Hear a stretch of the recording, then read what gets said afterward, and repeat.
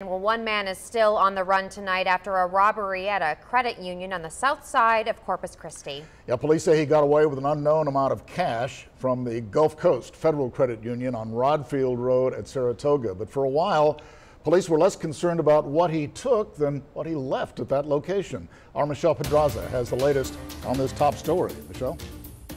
Well, Joe McKenzie, the robbery at the Gulf Coast Federal Credit Union happened close to 4 this afternoon.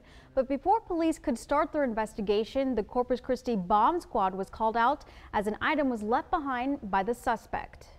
Just after 3:30 Friday afternoon, officers arrived on scene surrounding the facility. It's a bank, and I guess wherever there's banks, it's always possibilities. Bank tellers told police the suspect, described to be a white man in his late 50s, mid-60s, left a suspicious item before fleeing with an unknown amount of cash. As a precautionary measure, the Corpus Christi bomb squad was called out to determine if it was explosive or not. There's no injuries. There was nobody that was harmed. Everybody was safely evacuated once the officers arrived. Part of Rodfield was closed off for over 2 hours as the bomb squad investigated. The primary concern was to make sure that item left behind was not going to be explosive in nature or going to cause any harm to the investigators. Once determined the device was safe, officials were allowed to enter the bank and begin their investigation into the robbery. And investigators are still doing interviews with everybody on scene. We spoke to one neighbor off camera who has lived on Rodfield next to the Gulf Coast Federal Credit Union for over 15 years. He says it's always been busy.